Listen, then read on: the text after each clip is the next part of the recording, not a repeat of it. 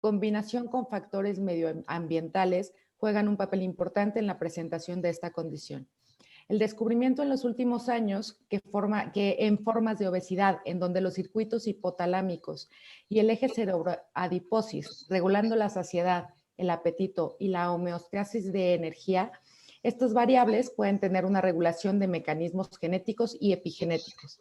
El entendimiento de estos nos llevará en un futuro a la cada vez más cercana medicina personalizada y de precisión.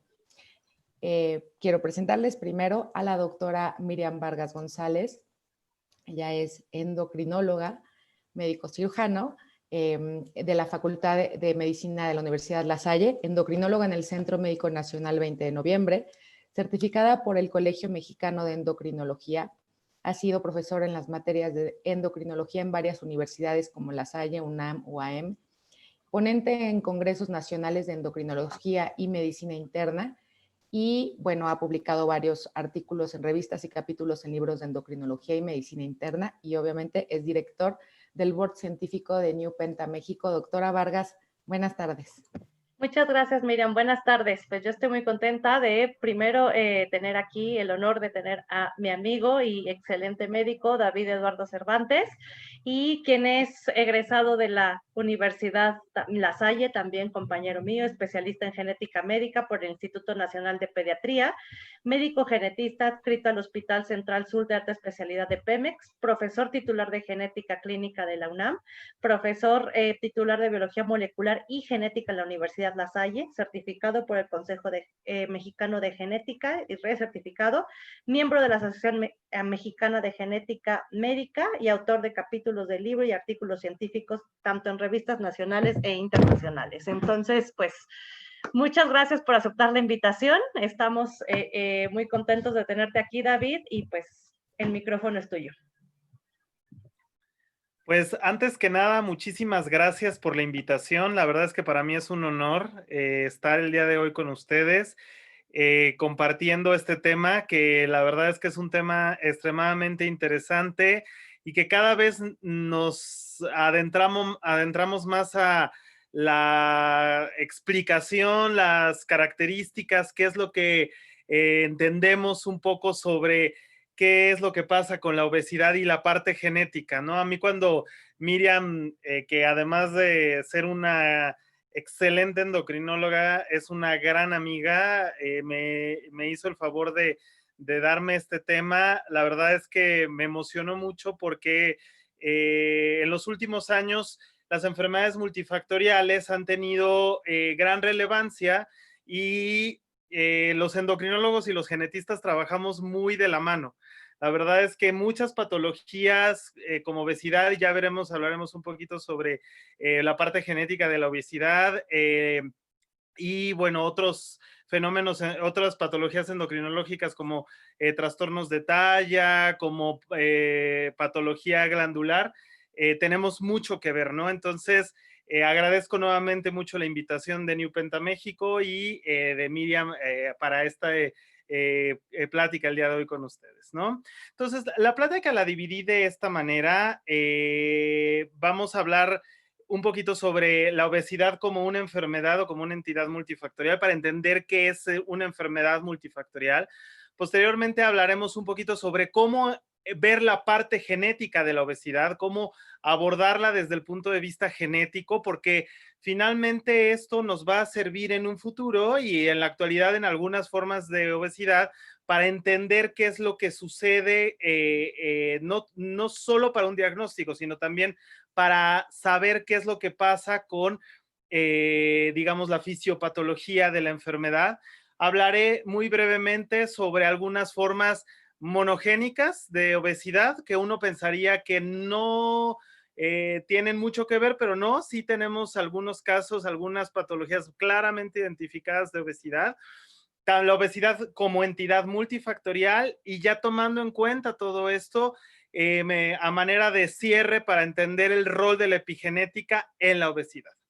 Entonces, empecemos con el espectro de las enfermedades multifactoriales. Bueno, las enfermedades multifactoriales son enfermedades, como lo dice este esquema muy claro, en donde yo tengo, por un lado, lo puramente ambiental, es decir, aquella exposición en donde el medio ambiente influye sobre un individuo para que se presente una enfermedad, como pudiera ser, por ejemplo, un traumatismo, algún accidente que realmente no influye en nuestra genética del todo. Y del otro lado tenemos las enfermedades francamente genéticos, en donde un cambio en la información genética produce una enfermedad. Y en medio tenemos un mundo de enfermedades que muchos de ustedes ubican perfectamente porque han tratado este grupo de patologías o las han visto pacientes con esto. Desde prácticamente, salvo las formas MODY de diabetes, todas las demás son diabetes multifactoriales, el síndrome coronario agudo, muchos defectos al nacimiento e inclusive trastornos psiquiátricos como la esquizofrenia. Entonces, este es el espectro de la enfermedad humana y prácticamente todas las enfermedades que los internistas, los pediatras, hoy es el Día Internacional del Pediatra, los cirujanos tratan, todas estas enfermedades pues están ahí metidas, ¿no? Entonces, tienen un componente genético, tienen un background, una susceptibilidad genética para que se presenten. Y entonces este grupo de enfermedades multifactoriales son en las que cabe la obesidad, ¿no? Entonces, la obesidad, como bien mencionaba Miriam, es una enfermedad que tiene una herencia multifactorial. ¿Y cuál es esta herencia multifactorial? Porque siempre cuando hablamos de herencia, pues hablamos de tal vez enfermedades que se transmiten de padres a hijos, de hijos a nietos, o enfermedades que yo veo en un grupo de hermanos, o tal vez enfermedades que yo veo solo en hombres. Pero cuando hablamos de herencia multifactorial, no estamos hablando de la clásica herencia en donde yo tengo una mutación en un gen y se va a cambiar, digamos, se va heredando al paso del tiempo. No, aquí yo estoy hablando de esta susceptibilidad genética causada por una predisposición dada por un sistema poligénico, y ahorita vamos a ver qué es ese sistema poligénico, lo cual la hace compleja, y diversos factores ambientales, ¿no? Entonces aquí yo tengo la combinación, por un lado, de factores genéticos. Aquí no estamos hablando de un gen en sí, estamos hablando de un grupo de genes que participa en esto, que combinado con factores ambientales, que bueno, ya sabemos varios de estos en la obesidad, pues hace que se presente la enfermedad, ¿no? La obesidad, ¿por qué es importante? Bueno, de entrada, digo, yo no soy ni la persona indicada para decirles la estadística y la gravedad de la obesidad, la epidemia que tenemos de obesidad. Se calcula que para el 2030, 30% de la población mundial tendrá obesidad, y la obesidad es todavía más prevalente en países industrializados. Sin embargo, pues nosotros tenemos ciertos componentes que hacen que esto se presente. Entonces, todos sabemos que la obesidad pues va a tener complicaciones, va a tener efectos, no solo en digamos, lo que conocemos del síndrome metabólico, en donde tenemos mayor riesgo de diabetes tipo 2 hasta 5 veces, de hipertensión o de enfermedades cardiovasculares hasta 30 veces, sino podemos tener un desbalance hormonal que pudiera llevarnos a un riesgo de cáncer, ¿no? Entonces, mucho del cáncer tenemos como riesgo la obesidad, y por otro lado, el proceso inflamatorio y el estrés que produce esto va a provocar que tengamos riesgo para enfermedad de Alzheimer, para osteoartritis, para lumbalgia y para diferentes patologías. Entonces, la obesidad desde un punto de vista metabólico lo tenemos a nivel central, pero va a tener un impacto en diferentes rubros, incluido pues fenómenos muy básicos celulares como es la parte inflamatoria y del estrés metabólico, y por otro lado el desorden hormonal que provoca el riesgo de cáncer.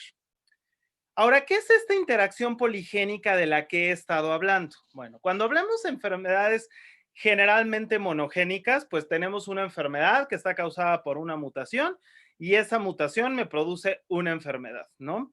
Pero cuando estamos hablando de enfermedades multifactoriales, pues aquí, como les decía en un principio, pues no es un gen el que participa, sino un grupo de genes, ¿no? Entonces, aquí lo que yo tengo es un sistema poligénico. Generalmente nosotros en nuestra información genética, en cada uno de nuestros genes, yo tengo dos versiones de estos genes, una versión que heredé de papá y una versión que heredé de mamá, de tal manera que yo puedo tener tres opciones. Que la copia de mamá y papá sean iguales para una forma dominante, vamos a decirlo así, que aquí la estoy representando con una A mayúscula, que la copia de mamá y papá sean para una forma recesiva, o que yo tenga una copia dominante y una copia recesiva. Por mera matemática, la distribución que nosotros tenemos sigue un comportamiento de una curva de Gauss. Entonces aquí yo tengo a la mitad un grupo de, digamos, la mayoría de mi población, pues va a tener esta combinación de un dominante y un recesivo que nosotros lo llamamos heterocigoto, ¿no? Entonces, eso es cuando estamos evaluando un gen, pero otra vez estamos hablando de un sistema poligénico, estamos hablando de muchos genes que participan. Entonces, si aquí yo estoy hablando, por ejemplo, del gen FTO, que es uno de los genes más importantes involucrados en obesidad, y yo lo combino con otro gen de obesidad, por ejemplo, el gen involucrado en la proteína de leptina, pues entonces aquí yo estoy mezclando dos variaciones que pudieran estar involucradas y entonces aquí yo tengo una mayor variabilidad en mis individuos. Aquí yo tengo individuos que tendrán dos formas dominantes de un lado y las dos formas recesivas del otro. Entonces, estos individuos serán los extremos, los raros, y en medio voy a tener un grupo de individuos que va a tener una mezcla de estos. Y así, si yo sumo un tercer gen, un cuarto gen, un quinto gen, o como sabemos que en obesidad existen alrededor de 70, 100 genes, pues entonces yo voy a tener una gran diversidad de variantes de la información genética y de genes que estén participando en esta. Entonces, cada vez va agarrando más forma de una clásica curva de Gauss, en donde yo tengo en medio, digamos, en la media y una o dos desviaciones estándar, la gran mayoría de mi población, ahí yo tendré, digamos, a aquellos individuos que pudieran tener factores genéticos de susceptibilidad para obesidad, en este caso, por ejemplo, heredados de nuestros padres, ya sea de una rama o de otra o de las dos. Y por otro lado, tendré en los extremos, pues aquellos individuos que hayan heredado o muy pocas de estas variantes o muchas de estas variantes, de tal manera que yo pueda tener este fenómeno. Ahora, las enfermedades multifactoriales siguen algo que se ya conoce como modelo del umbral. ¿Qué es esto?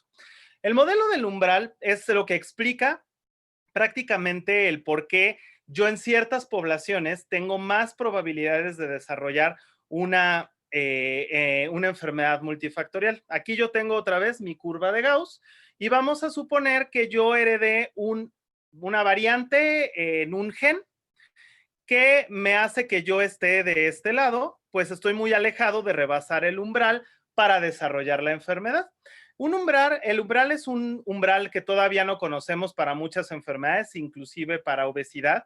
No sabemos cuáles son estos factores del todo y cuál es la combinación de factores que nos hace rebasar el umbral, pero sabemos que hay factores tanto medioambientales como genéticos que nos acercan o nos alejan del umbral o inclusive nos lo harían rebasar. Entonces, por ejemplo, yo aquí tengo un individuo que tal vez heredó un factor genético, un SNP, una variante, ahorita vamos a ver qué es una variante de susceptibilidad que lo hace estar de este lado y vamos a suponer que pues está muy lejos del umbral, eso significa que no va a desarrollar la enfermedad a pesar de haber heredado ese único factor.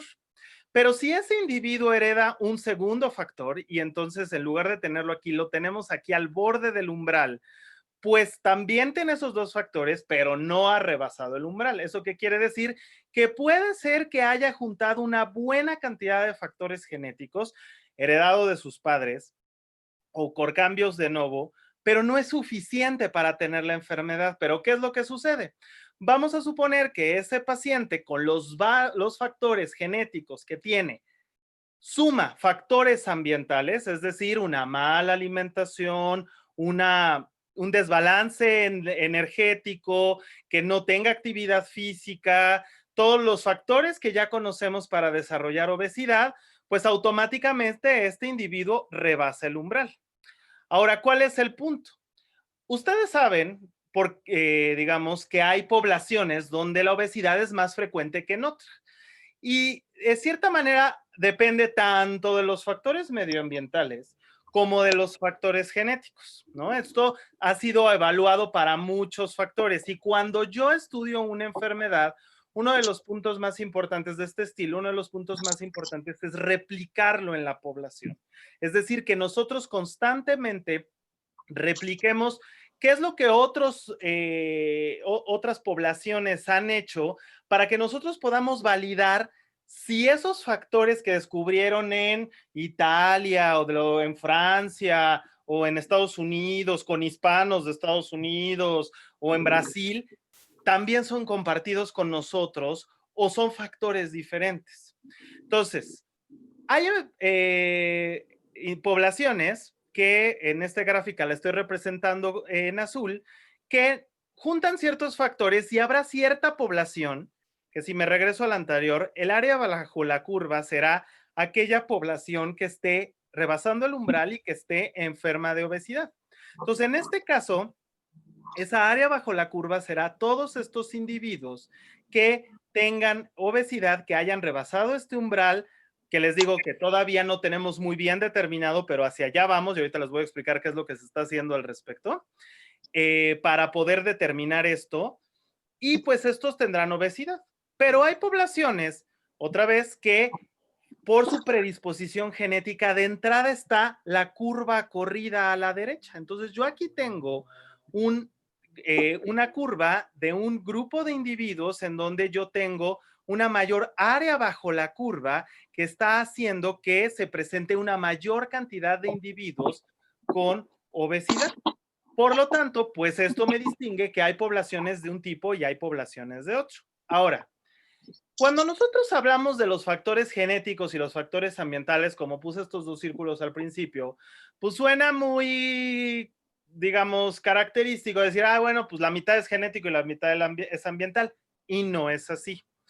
Hay enfermedades, y este es solo un ejemplo, ahorita vamos a hablar de la heredabilidad de la obesidad, que tienen una mayor contribución genética y una menor contribución ambiental, y al revés, hay enfermedades donde hay una mayor contribución ambiental y una menor contribución genética. En este caso, por ejemplo, a mí el ejemplo que más me gusta es la diabetes mellitus tipo 2, la heredabilidad, es decir, los factores genéticos que influyen a diabetes mellitus tipo 2, prácticamente explican el 90% de la enfermedad. Es decir, 90% de la diabetes es un componente genético. La obesidad dependerá del estudio, ahorita vamos a ver cómo se ha evaluado esto, pero en el rango de obesidad está en un 70% a 80%. Eso quiere decir que también mucho de la obesidad tiene que ver con cuánto de nuestra información genética es, cuánto de la obesidad es dada por esa información genética, ¿no? Ahora, ¿cómo se evalúa esta heredabilidad? ¿Cómo yo sé cuánto es genético de una enfermedad o cuánto es genético en este caso de la obesidad y cuánto es genético y cuánto es ambiental? Esto, digamos, se empezó a dar por dos tipos de estudios, los estudios de adopción y los estudios de gemelos. Los estudios de gemelos, que fueron los primeros, ya ven que dicen que del otro lado del mundo tenemos un gemelo, ¿no? Pues lo que hicieron fue agarrar a dos gemelos que pudieran haber tenido el mismo componente genético, y a uno lo mandan a Tijuana y a otro lo mandan a Cancún. Si los dos desarrollan la misma enfermedad, eso quiere decir que hay una concordancia en esos gemelos, sobre todo si son gemelos monocigotos, que son gemelos idénticos y que comparten el 100% de la información genética. Entonces, si ambos, a pesar de estar en medios ambientes diferentes, desarrollan la enfermedad, eso quiere decir que hay una mayor contribución genética. Por otro lado, si yo tengo estos dos gemelos y uno desarrolla en este caso obesidad y el otro no la desarrolla, eso quiere decir que muy probablemente haya más factores ambientales que genéticos. Ahora, como éticamente no podemos estar haciendo estudios de gemelos siempre, ¿no? Pues entonces se recurrieron a algunas otras cosas. Por ejemplo, los estudios de adopción. De una pareja de padres obesos, daban en adopción a uno de sus hijos. Si ese hijo desarrollaba obesidad, pues eso te quería decir que había una mayor cantidad de factores genéticos para desarrollar la enfermedad, mientras que por otro lado, pues existieran factores ambientales para poder tenerlo si es que no la desarrollara.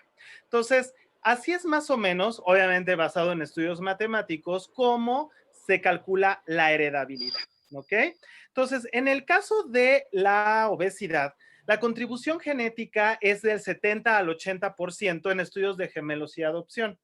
Hay un estudio de reciente que utiliza más marcadores y disminuye la heredabilidad a un 40-30%, pero esta que abarca poblaciones más diversas y no solo caucásicos como se usaron en los primeros estudios de gemelos de adopción. Pero de todas maneras, esto quiere decir que entre casi la mitad de la mitad y hasta un 70%, la obesidad tiene un componente genético, ¿ok?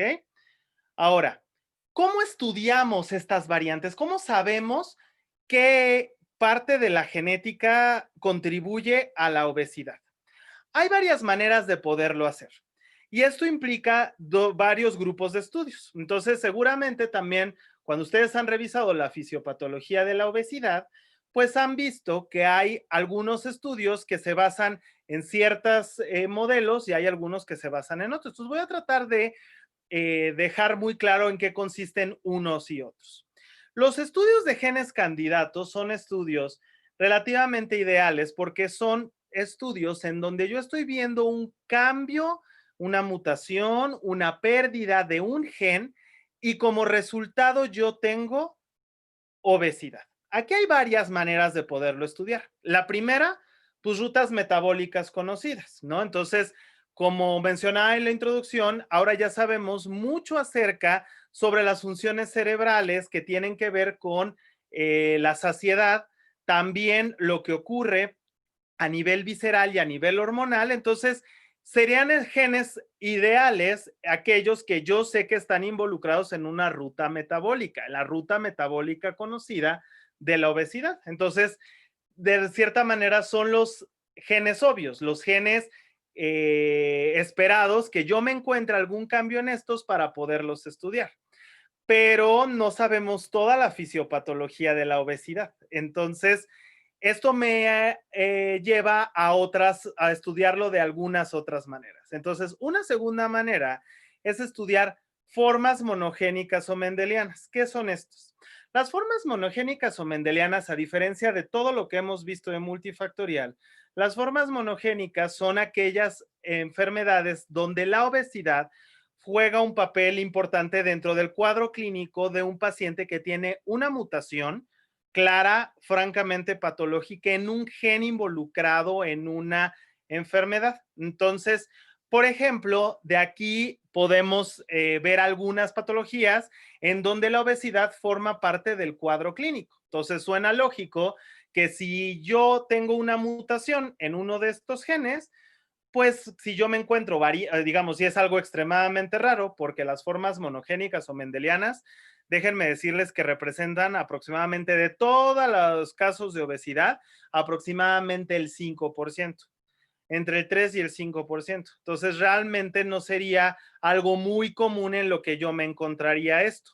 Pero si yo me encuentro una mutación en una de estas, pues suena muy lógico que yo, digamos, utilice ese gen para buscar las formas comunes de obesidad, para buscar el otro 95%, pero ahí no lo voy a buscar en mutaciones, sino voy a buscar variaciones de la información que hacen que yo sea diferente.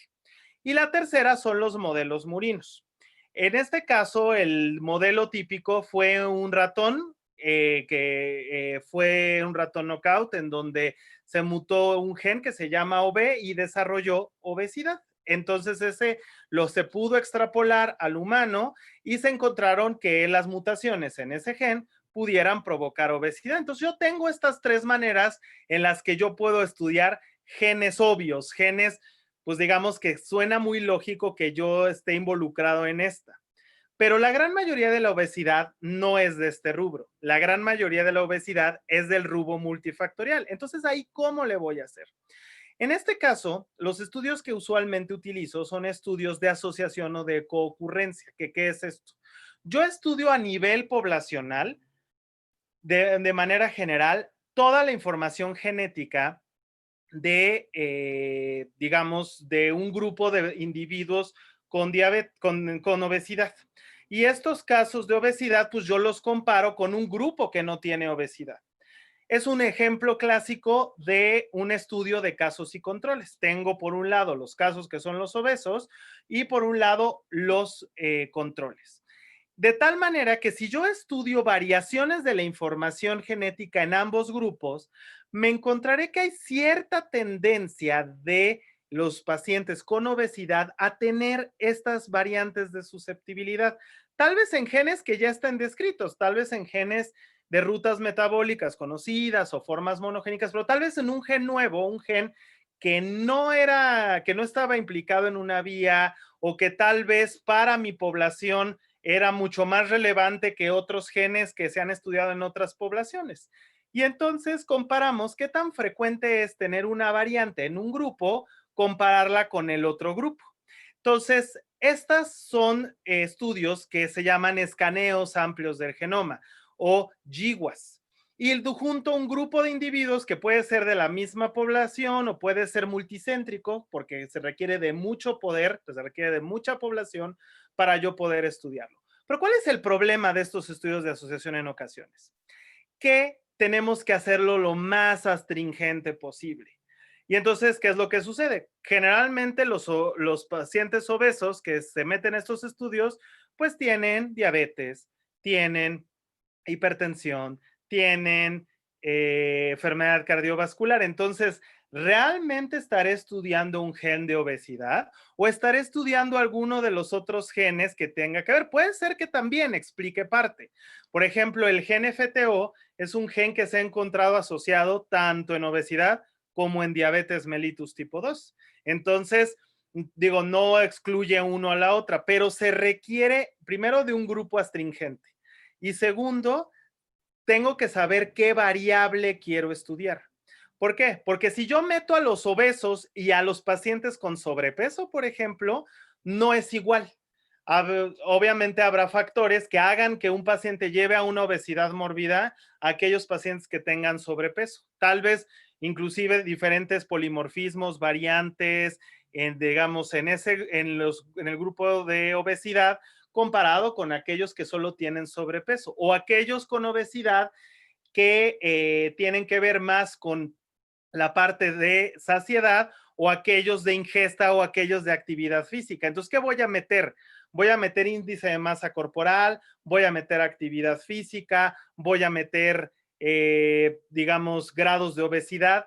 Eso es lo que complica esos estudios y tampoco es que me pueda poner súper mono a decir, bueno, pues estos no, estos sí. Acuérdense que cada paciente importa y entonces para estos estudios es muy importante. Entonces, voy a platicarles un poquito qué es lo que ha pasado al respecto de esto. Esta es una de las, digamos, esta es la vía clásica de la obesidad, en donde muchos de los genes que se han participado han sido, número uno, por la misma fisiopatología de la enfermedad y otro, a través de modelos monogénicos se han encontrado que mutaciones en algunos genes de estos, sobre todo los que tienen que ver con la regulación de la propia melanocortina hacia la vía de STH, tienen que ver con enfermedades monogénicas y mendelianas. Entonces, tiene sentido, algo que nosotros llamamos plausibilidad biológica. Si yo estoy viendo que la ruta yo tengo un gen involucrado y por otro lado tengo una enfermedad monogénica o mendeliana en donde ese gen participa, pues suena lógico que ese sea un gen candidato a que yo pueda estudiar, ¿no? Entonces, cuando yo evalúo desde el punto de vista genético, llegan pacientes con obesidad al área de genética. Yo trabajo en el Hospital Central Sur de Alta Especialidad de Pemex. Nos ha tocado valorar pues pacientes con formas sindrómicas y no sindrómicas de obesidad. Entonces, en este caso, por ejemplo, cuando vemos una forma sindrómica, ¿qué es lo que vemos? Pues estos pacientes usualmente tienen además discapacidad intelectual, pueden llegar a tener algunas otras malformaciones y dentro de las enfermedades clásicas en donde yo tengo involucrado rearreglos cromosómicos, por ejemplo, en este caso, pudiéramos tener el síndrome de Prader-Willi, que es uno de de las entidades genéticas donde primero se describieron estos cambios hipotalámicos, o un síndrome de pérdida de información genética, que por sus siglas se conoce como síndrome de Warg, pues podemos utilizar un estudio de cromosomas. Pero puede ser que también me esté enfrentando no a un problema de un fragmento de la información, sino a de un gen. Y aquí hay algunas otras enfermedades como el síndrome de X frágil, que no es tan raro, o algunas formas más raras como el síndrome de Cohen. Entonces, las formas sindrómicas generalmente van acompañadas de discapacidad intelectual. Las formas no sindrómicas, que son monogénicas, usualmente no tienen discapacidad intelectual, pero suelen tener algunos otros componentes endocrinos. Entonces, generalmente a nivel glandular, yo voy a tener algunas otras genes que participan. Y los mismos genes que están aquí en las formas monogénicas, nada más que aquí estoy hablando de mutaciones, pueden participar en las formas poligénicas o en las formas multifactoriales. Todo dependerá de si estoy hablando de variantes patogénicas o de variantes benignas. Entonces, aquí, por ejemplo, tenemos algunos síndromes que se caracterizan por discapacidad, por la ausencia de discapacidad intelectual y obesidad, y que pueden participar en algunos fenotipos, ya sea de formas autosómicas dominantes o autosómicas recesivas. Entonces, recuerden, no siempre la obesidad que voy a estar viendo son obesidad multifactorial. Les pongo el ejemplo de esta paciente. Esta es una de mis pacientes consentidas. Es una paciente que llegó a los 15 años por diabetes tipo 2, obesidad, una retinosis pigmentaria, sordera, y había tenido el antecedente de una miocardiopatía dilatada. Entonces, obviamente por muchas de estas afecciones que se tenían, pues se pensaba que pues la obesidad tan importante que ella había presentado, pues le había llevado a la diabetes mellitus tipo 2 y a toda la fisiopatología que ella tenía. Ya haciendo estudios moleculares, lo que encontramos es que ella tenía esta entidad que se conoce como síndrome de Alström, que tenía dos variantes en forma autosómica recesiva y que todo lo que ella tenía era explicado por esto. Entonces, cosas que deben de llamar su atención, pues parte de la obesidad que no sea explicada por alguna otra razón, por ingesta, por falta de ejercicio, y que esté acompañado de otras cosas, ¿no? Que esté acompañado de algunos otros trastornos endocrinos. Digo, no es tan fácil poder decirlo porque muchos de estos tienen diabetes y con, digamos, la severidad que tenemos en la actualidad de diabetes acompañada de obesidad, pues cada vez se nos hace más difícil distinguir formas sindromáticas de obesidad de formas no sindromáticas, ¿no? Ahora, la obesidad como enfermedad multifactorial. Si yo ya excluí que mi paciente con obesidad tenga este tipo de circunstancias, pues lo que me estoy pensando es que sea una obesidad por digamos, diversas variantes en genes que participan en esto, y que combinados estos genes con diversas estas variantes con factores medioambientales combinados hacen que se presente la enfermedad. Hay diversos tipos de polimorfismos. ¿Qué es un polimorfismo? ¿A qué nos referimos con una variante benigna? Un polimorfismo es la existencia de cambios en la información genética, pero que no producen patología per se. Sin embargo, la combinación de esas variantes en conjunto con factores medioambientales hace que se presente con mayor severidad o con mayor frecuencia una enfermedad. De todos, ¿cuáles son los más comunes? Los primeros que vemos aquí, que son los polimorfismos de nucleótido sencillo, o también llamados SNPs. Estos SNPs es simplemente el cambio de una letra por otra. Entonces, no todos los cambios en nuestra información genética son patogénicos. Hay algunos otros que son relativamente benignos, pero que en combinación unos con otros, pues hacen que se presente la patología. ¿ok? No son los únicos polimorfismos, aunque son los más estudiados en obesidad. Hay algunos otros como pérdida de información, ganancia de información, que pudieran ser microsatélites o número variable de copias, ¿ok? Me voy a permitir interrumpir un segundo porque se me está acabando la pila de la Mac, nada más para conectarla a la corriente adecuada. Una disculpa. No te preocupes, esto pasa. No, qué pena.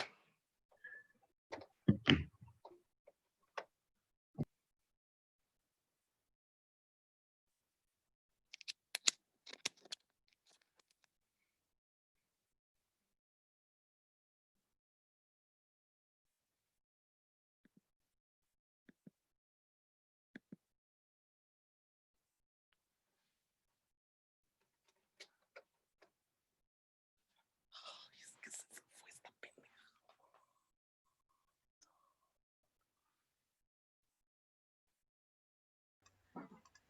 Les recordamos que si quieren regalarnos sus preguntas, las podemos escribir en el chat y al final de la plática del doctor vamos a leerlas todas. Entonces, si nos las quieren regalar, por favor.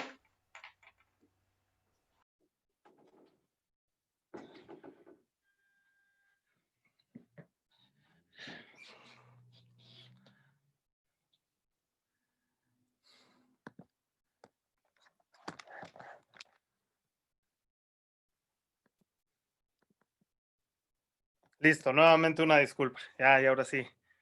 No nos quedamos sin presentación. No te Bueno, preocupes.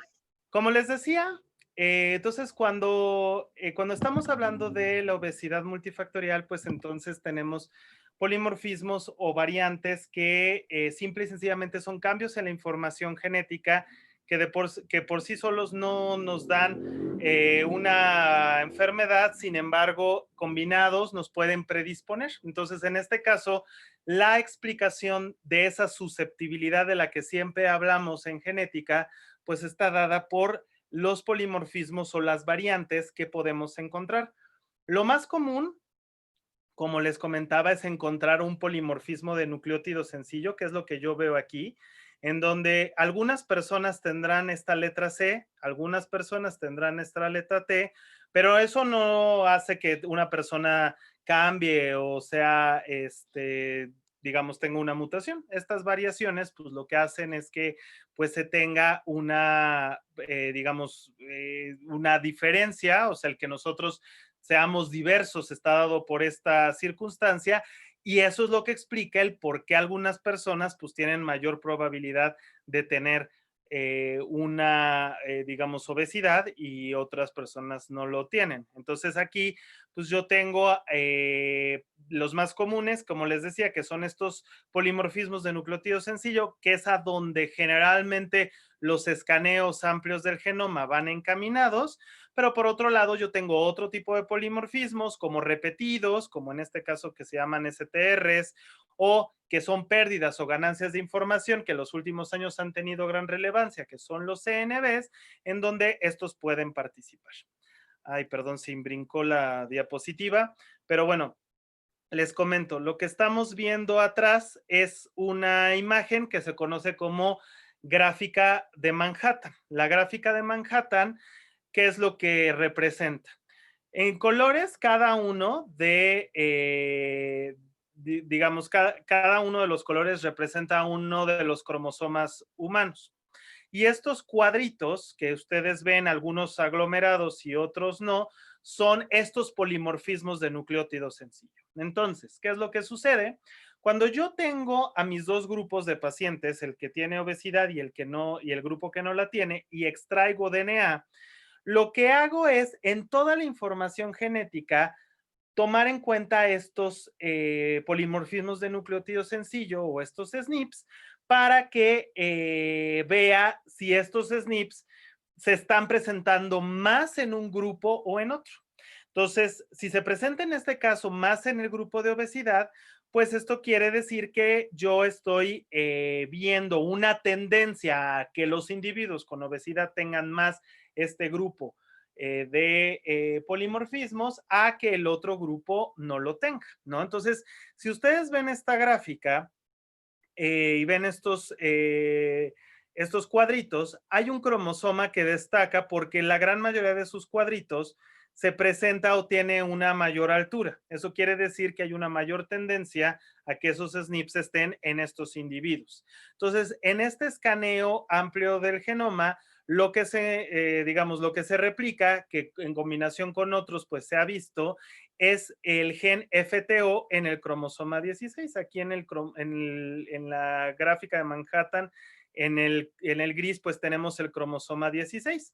Sin embargo, bueno, también tenemos algunos otros genes que también se ha visto que estén relacionados con esto. Los genes de los receptores mineralocorticoides, pues forman parte dentro de este grupo de genes que participan en esto y que los hemos encontrado en, digamos, en la fisiopatología de la enfermedad.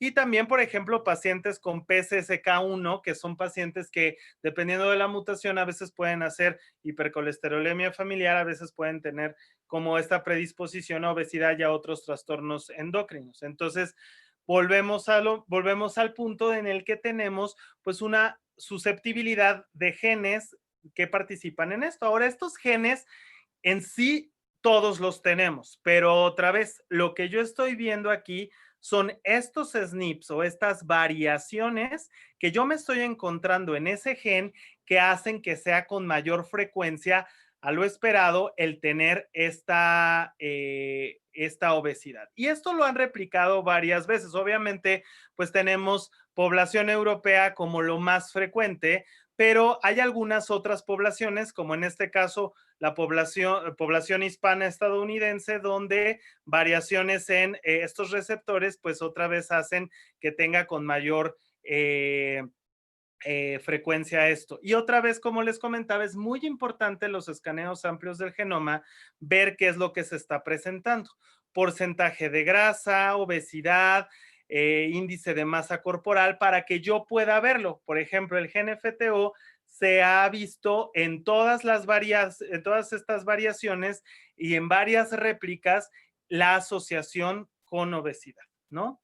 Finalmente, ya que sabemos cómo voy a ver la parte monogénica y cómo yo estoy viendo la parte multifactorial, ¿cuál es el rol de la epigenética? ¿Qué le llamamos epigenética? Bueno, la epigenética es cualquier influencia heredable que no está dada por un cambio en la información genética, no está dada por un cambio en la secuencia de nucleótidos. Porque si estuviéramos hablando de la secuencia de nucleótidos, pues estaríamos hablando de mutaciones o polimorfismos, ¿no? Estamos hablando de todo aquello que está fuera de nuestro genoma y que tiene que ver con esta secuencia de nucleótidos, ¿no? Entonces, hay muchos procesos que siguen estos fenómenos de epigenética, pero un punto muy importante es la metilación. ¿A qué le llamamos metilación? Una metilación de un gen es aquellos cuando se encuentra reprimida la expresión de estos. Entonces, como menciona la imagen, yo tengo una bombilla que apago, entonces un gen metilado es un gen silenciado, es un gen que no se debe de estar expresando, ¿no? Entonces, ¿cómo se hace esta regulación? Bueno, en los genes yo tengo dos partes, una región que voy a transcribir o traducir y una región que va a regular qué tanto se transcribe o qué tanto se traduce. En esa región reguladora yo tengo estos cambios epigenéticos. Entonces, yo tengo cambios que hacen que esta parte se pueda metilar y por lo tanto, pues pueda reprimir o activar la transcripción de un gen. Entonces, si yo tengo, por ejemplo, un exceso de metilación en varios de estos puntos, es decir, estoy metilando adecuadamente genes que no se tienen que estar activando, pues entonces voy a tener mucho para poder silenciar transcripcionalmente un gen. Mientras que si un gen no se está metilando adecuadamente, pues por lo tanto vamos a tener muchas complicaciones en el sentido de que ese gen va a estar transcribiéndose aun cuando no tenga que estarse transcribiendo. Ahora, ¿cómo se hace esta regulación? Esta metilación tiene que ver con diversos mecanismos de donde yo obtengo estos grupos CH3. Estos grupos CH3, que es el grupo metilo, y que generalmente en estas regiones reguladoras yo tengo citocinas que son metiladas, tengo varias enzimas que participan en decir, bueno, aquí yo voy a silenciar mi gen y aquí yo voy a metilar, pero forzosamente yo requiero de la donación por medio de la S-adenosilmetionina de ese grupo metilo. ¿Y de dónde viene esto? Viene finalmente de nuestra nutrición y de nuestras rutas metabólicas, ¿ok?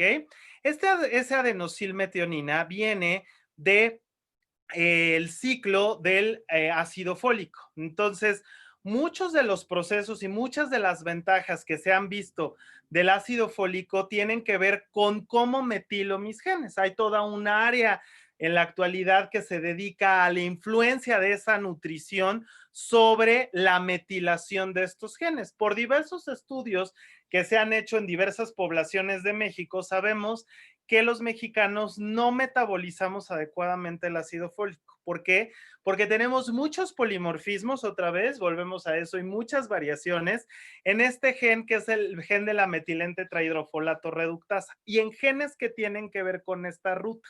Entonces, muchos de los esfuerzos, sobre todo encaminados a evitar defectos al nacimiento, pero también colateralmente a evitar otros problemas, van encaminados a contribuir a nutrir, a suplementar la dieta de los pacientes con ácido fólico. Entonces, sabe que niveles altos de homocisteína y niveles bajos de metionina cardiovascularmente no son los adecuados porque inclusive tenemos riesgo de procoagulación.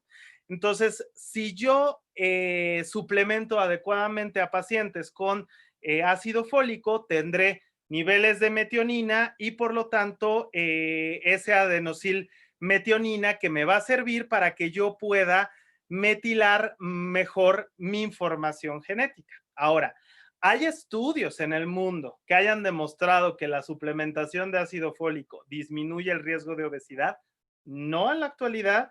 Sin embargo, sí está demostrado y hay diversos estudios que han visto que la metilación de ciertos genes que tienen que estar silenciados va a ayudar a que estos no tengan una expresión cuando no la deben de tener y tengamos una disminución en estos riesgos. Entonces, la suplementación de nuestra dieta también es importante para esta epigenética. Y esto me lleva a lo que queremos sobre la medicina de precisión. Ya sabemos que tenemos cierto susceptibilidad genética, ¿no? Hay varios marcadores descubiertos por estudios de genes candidatos o por estudios de escaneos amplios del genoma que hacen que yo tenga esta susceptibilidad. Yo puedo tener estos cambios epigenéticos. Estos cambios epigenéticos, acuérdense, pueden ser influidos por el mismo medio ambiente. Entonces, la misma nutrición, la misma actividad física puede influir en que yo metile, acetile adecuadamente este tipo de variaciones. Solo vimos la metilación, pero existen otras modificaciones químicas, como por ejemplo las histonas, que hacen que se reprima o se transcriba un gen. Y finalmente, y es a lo que queremos ir eventualmente, es a yo tengo estos antecedentes genéticos, esta susceptibilidad genética, bueno, ¿qué voy a hacer con esto? Bueno, tiene que haber una interacción con el medio ambiente. Como veíamos en la gráfica del umbral, si yo tengo estos factores genéticos y me acerco cada vez más al umbral, fumando, no haciendo ejercicio, no comiendo adecuadamente, o al contrario, tengo esta susceptibilidad y entonces como adecuadamente, suplemento, hago actividad física. Aunque yo tenga esos factores genéticos, solo lo genético no va a hacer que se presente la enfermedad. Entonces, esto va a hacer que me acerque al umbral o me aleje al umbral. Aquí, por ejemplo, tenemos 3 casos en donde dependerá de estos antecedentes genéticos el que yo pueda tener determinadas circunstancias. Si yo estoy cercano al umbral, pues tal vez intervalos de ejercicio y una nutrición no adecuada, pero combinado con ciertos medicamentos, pues hagan que esta susceptibilidad a obesidad sea menor, pero tal vez aquellos que, a pesar de esta susceptibilidad, tienen un entrenamiento adecuado y una nutrición alta en proteínas, baja en carbohidratos, combinados con ciertos medicamentos, pues hagan que ese individuo pues tenga menos susceptibilidad y no tenga obesidad. Y habrá pacientes que aún con todo lo que yo haga, finalmente me lleve a condiciones como una cirugía bariátrica, como ejercicio físico o medicación. A manera de conclusión, lo que quiero mencionar es los 4 puntos de mi plática. Primero, las generalidades sobre la obesidad como una enfermedad multifactorial, una enfermedad donde la importancia de la genética es muy importante, ¿no? Aproximadamente entre estudios del 40 al 70% de la obesidad es de origen genético.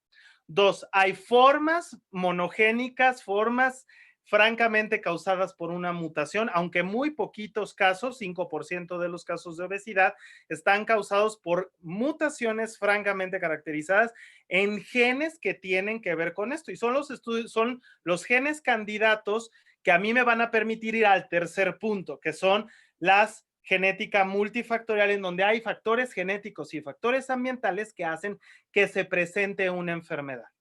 Y la epigenética que viene de nuestra nutrición y de nuestros factores medioambientales influyen en que yo pueda modificar, silenciar o no silenciar genes que no se deben de estar expresando.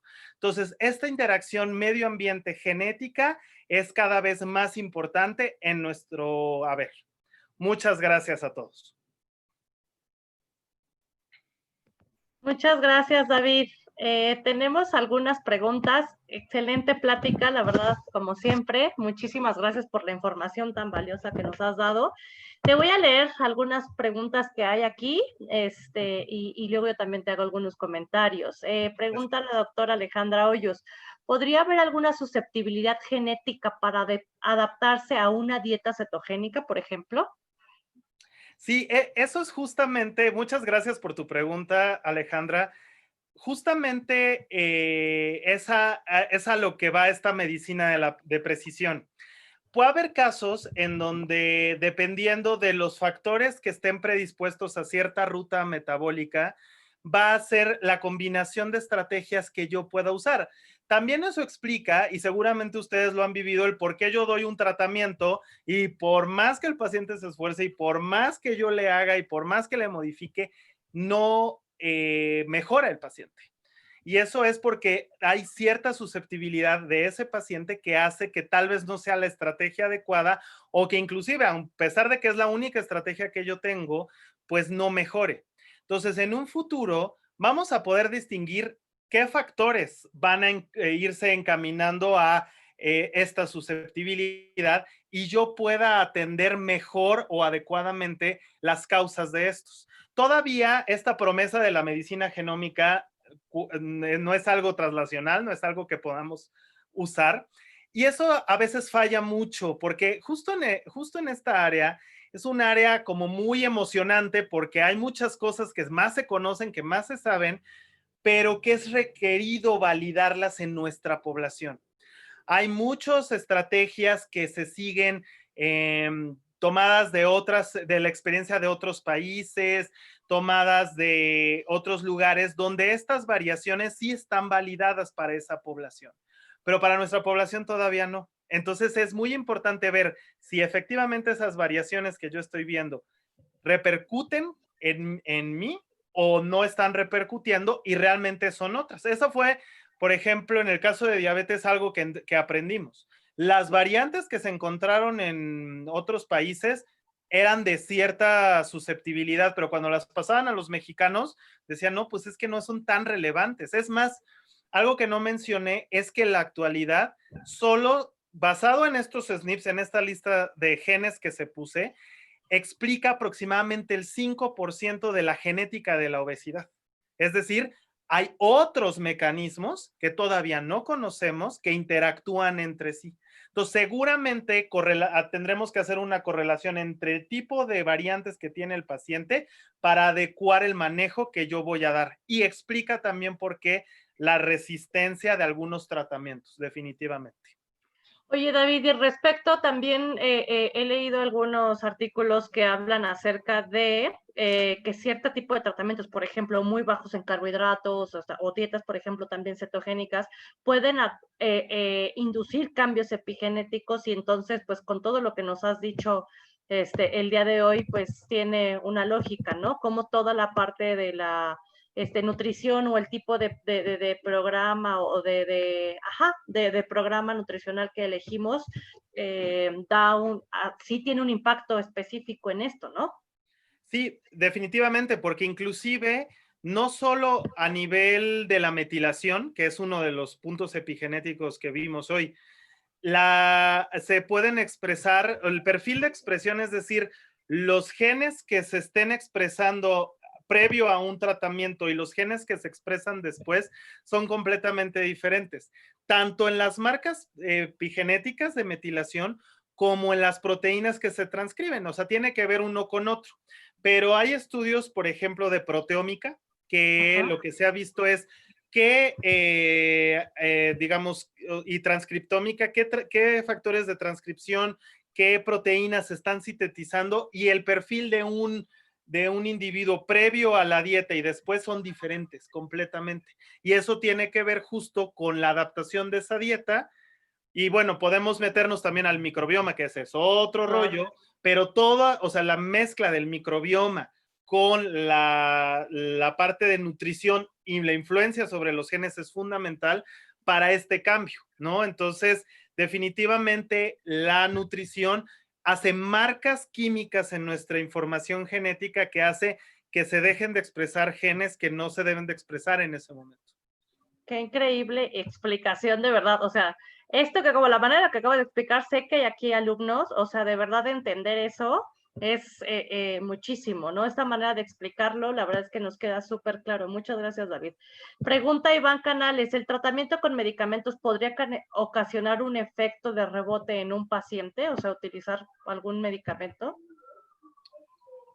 Pues es el, digamos, o sea, eso lo voy a decir yo hipotéticamente. Yo creo que ustedes tienen como más claro esto, ¿no? Pero de cierta manera, otra vez, ahí entramos en el grupo, en la parte de la farmacogenómica. Otra vez, variantes que hacen que ciertas enzimas procesen o no adecuadamente ciertos fármacos pueden hacer que tengan un buen manejo o un mal manejo al respecto. Por eso es tan complejo y por eso no hay recetas de cocina y cada médico y cada nutriólogo debe saber qué hacer de acuerdo, ahora sí que de acuerdo al sapo es la pedrada. Si tú estás viendo que tu paciente está respondiendo adecuadamente, pues eso significa que le diste al clavo. Pero no porque no esté respondiendo, pues ya nos ponemos a llorar y ya decimos, ya no podemos hacer otra cosa. No Hay hay que más. modificar, hay que adaptar, porque finalmente puede haber explicaciones genéticas que expliquen esto. Exactamente. Tienes muchas felicitaciones, la doctora Susana Sui, la doctora Jimena Margain, la doctora Alejandra Hoyos, gracias por la respuesta. La doctora Mariela Ramírez, ¿recomienda la toma de ácido fólico como suplementación de base en el tratamiento de obesidad? Y si es así, ¿qué dosis recomiendas? ¿4 o 5 miligramos? Es complicado. Como mencionaba, no hay estudios que hayan dicho al momento que digamos, la obesidad, o sea, el ácido fólico sea parte del tratamiento de obesidad.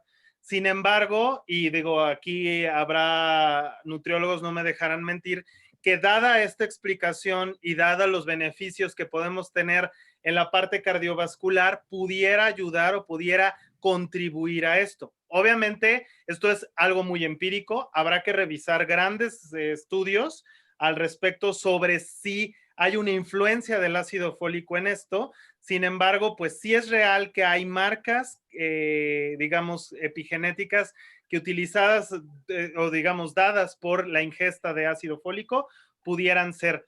Ahora, no lo puedo extrapolar a obesidad porque ahí no hay estudios que yo haya revisado al respecto. Pero para otras patologías, por ejemplo, la prevención de defectos de tubo neural o labio paladar hendido, o inclusive para trastornos cardiovasculares, generalmente se recomienda una dosis poblacional de 0.4, ¿no? Y una dosis, digamos, si yo tengo una cierta susceptibilidad de 4 o 5. Ese gramo de diferencia en estos estudios realmente no ha hecho gran diferencia. Yo, otra vez, me sentiría como muy aventurado al decir, bueno, vamos a darle ácido fólico a todos aquellos pacientes obesos, pero no suena descabellado y pudiera contribuir dentro de un manejo. Obviamente es parte colateral de todas las otras cosas que pueden estar involucradas. O sea, no voy a tomar ácido fólico y voy a comerme hamburguesas y tacos, ¿verdad? Entonces, yo creo que ahí es algo colateral que pudiera contribuir, pues obviamente con las medidas relevantes que han demostrado que la obesidad ayuda. Exactamente. Y relacionada a esta pregunta, también preguntan si hay otro nutriente que se haya, o algún otro, supongo que otro micronutriente, que se haya demostrado que tenga, a nivel genómico, alguna implicación en la obesidad. O sea, como un complemento, como un suplemento vitamínico, alguna otra, Pues cualquier otro micronutriente que se ha visto involucrado las alteraciones genéticas de la En la obesidad. misma ruta del ácido fólico, como ustedes vieron, la vitamina B2 es cofactor. Entonces, muchos estudios también correlacionan o intentan correlacionar si solo ácido fólico o también contribuir con vitamina B12. Pero yo también creo que ahí va a depender otra vez del paciente. Si son pacientes que pudieran existir una susceptibilidad a una disminución de esto, pudiera complementarse. Si no es así, pues realmente alguna otra cosa, ¿no? Porque los cambios epigenéticos, salvo la metilación que da digamos, la ruta del ácido fólico, la acetilación, la ubiquitinización, otros procesos dependen digamos, de algunos otros factores. Entonces, realmente algún otro micronutriente, seguramente los hay, pero así, francamente, no. No. Ok, otra pregunta, Daniel Ambriz. En México, ¿los pacientes con obesidad pueden acceder fácilmente a las técnicas genómicas y si es recomendable persuadirlos a, supongo, una evaluación? Que es muy buena pregunta y ahí va esto. Los estudios escaneos amplios del genoma que mencionaba son estudios que generalmente se usan de investigación para descubrir variantes asociadas a la información. Todavía en la actualidad, y se requiere de muchos estudios en diversas poblaciones mexicanas porque nuestra población es producto del mestizaje, aún entre nosotros no es lo mismo los norteños que los sureños, que los del occidente, que los del puerto, o sea, todos somos bien, los del centro, todos somos bien diferentes también. Entonces, se requiere, estos estudios sobre todo son para validar y para conocer nuestras variantes. Una vez conociendo esas variantes, que eso seguramente a muchos de aquí les tocará, ¿no? Ya conociendo esas variantes, se podrá hacer un perfil personalizado, pero en la actualidad todavía no se puede porque, número uno, no conocemos todas las variantes. Número dos, no están validadas en población mexicana todas esas variantes. Y no conocemos la interacción de esas variantes entre sí o las variantes con el medio ambiente. Entonces, todas esas preguntas tienen que esclarecerse antes de yo poder ofrecer un estudio genómico. Hay muchos laboratorios que los ofrecen y se basan en otro tipo de, digamos, digamos, de estudios de otros países para poderlos ofrecer. Digo, pues si es lo único que hay, está bien, pero con estos bemoles. Y es muy importante saber, bueno, ok, ya tengo ese estudio genómico y qué voy a hacer con eso. O sea, el que yo tenga un perfil de SNPs, a mí, ¿de qué me va a servir? ¿Me voy a poder utilizar dieta? Todavía no tenemos esa respuesta. Entonces, Ojalá pronto lo podamos resolver, pero todavía hay muchas inquietudes como para tener muy claro qué es lo que sucede. Exactamente, pues muchas gracias. Queda, creo que claro que el futuro del tratamiento de la obesidad tiene mucho que todavía, ¿no? Como por hacerse mucho más puntual, pero es muy importante y creo que era la última pregunta que ya no te la leí porque lo comentaste durante la plática, ¿no? Que a pesar de la predisposición genética que puede estar presente, ¿no? Lo que va a predominar incluso son estos factores ambientales que sí podemos modificar y que eso es lo que tenemos que buscar con nuestros pacientes, ¿no? El que ya por población tenemos más riesgos y además hay más riesgo porque hay factores hereditarios propios, pero lo que sí podemos modificar es justamente todos estos factores ambientales y eso es lo que tenemos que hacer con todos los pacientes que tenemos enfrente, ¿no? Independientemente por la causa por la que lleguen a la consulta, si es un paciente con sobrepeso u obesidad, tenemos que manejar esos factores ambientales. Pues les agradezco a todos su presencia y su permanencia en esta plática. Muchísimas gracias otra vez, David, No, por estar con nosotros. Y pues los invitamos a nuestra siguiente sesión académica, que siempre es el tercer martes de cada mes. Entonces ya les estaremos enviando la información de cuál va a ser nuestra siguiente sesión. Que tengan todos muy buena noche. De nuevo, muchas gracias. Hasta luego. Muchas gracias, David. Hasta luego.